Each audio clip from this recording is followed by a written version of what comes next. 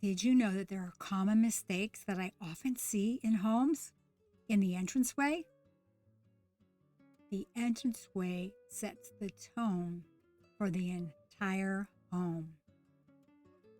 Let's take a look at this. I am Bonnie Zahentner, registered nurse, Classical Feng Shui Consultant, and artist.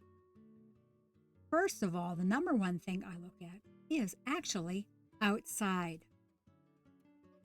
I look around to see if it's clean, neat, and tidy. If things are in good repair. Also, I take a look at the driveway, the steps, the patio, or anywhere there could be rocks, cement, or pavement that is cracked. Those are things to check. When you have cracks, it can actually cause challenges inside the home. It depends on the year, actually, and the personal people, the feng shui personalities. There are certain years that you definitely don't want to have cracks in certain areas that can affect the person or everyone in the whole home. So it's best to keep everything in good repair, clean, neat, and tidy outside. Sweep your walkways, keep the leaves away. Next thing when I go inside, the first thing I see is clutter. I check to see if there's too much stuff. If it's clean and neat and tidy, of course. Is the floor swept? But is there just too much stuff everywhere? Too much stuff can cause stress. The mind-body system gets into a state of stress, and when this happens, the body makes extra levels of stress hormones like cortisol. Too much cortisol over time can lead to problems with the heart, stress, difficulty sleeping, and all kinds of challenges. It's so important to decrease the stress in your home. And one way to do that is to have a nice, clean, and tidy entryway. Also, if there's too much stuff, it blocks the air currents. Feng Shui means wind and water. Wind and water. The air currents carry positive qi. That's energy. It carries the positive energy, the flow of life into your home. Therefore, you want to have it clean, neat, and tidy. Too much stuff can block the flow. If you have too much furniture, like wall to wall or just too much, that decreases the flow. It can make things feel more stuffy, more stagnant. It can drain people's energy. It can lower the vibration. So it's very important to keep this area in good repair, plus remove any excess items that you do not need. Now, sometimes people will have an entranceway they go in from the garage. That's fine. And then sometimes they have the more grand, the home entranceway. Whichever one you use the most, actually both of them, but the one you often use definitely needs to be kept in good shape. This can help with the flow of positive air currents into your home. This brings a life-giving energy, positive qi that can uplift a person. It is very important to remove the stressors that are in the entranceway to your home. Whether you realize this or not, the stress affects the subconscious mind. A person can have a mess and not even pay any attention to it. However, the mind-body system does actually register the stress in the subconscious mind. This stress can lead to those health challenges.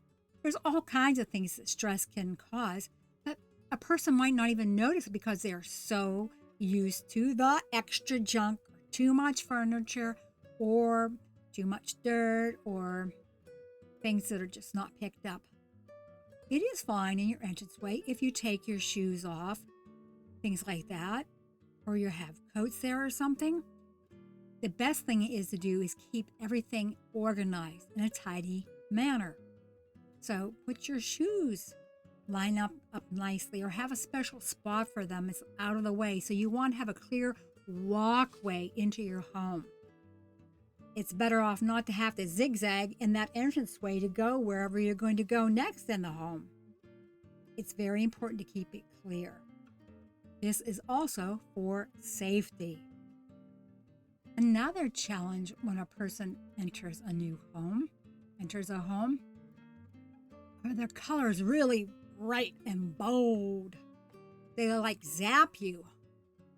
Or are they more neutral and calming?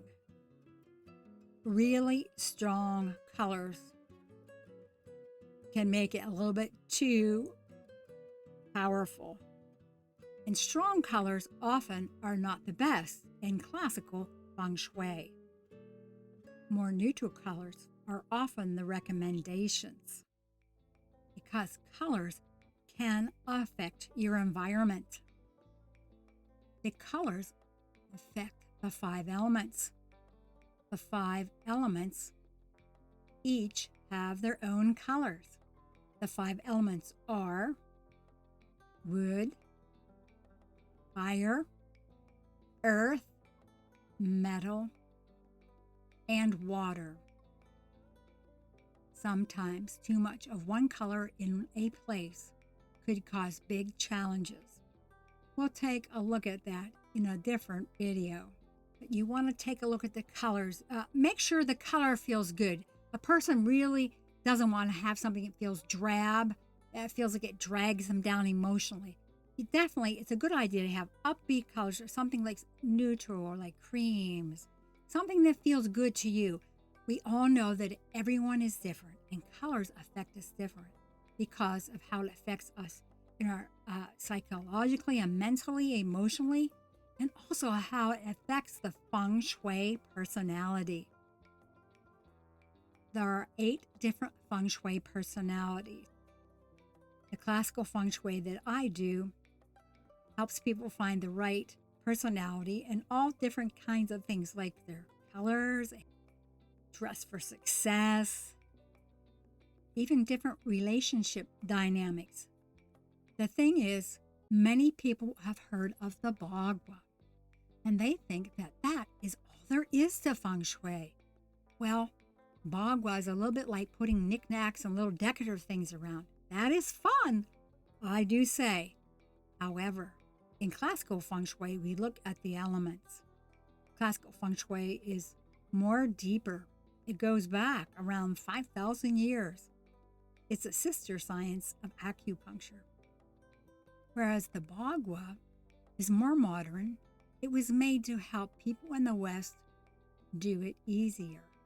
The problem is, it's based on miscalculations, folktales, and superstition.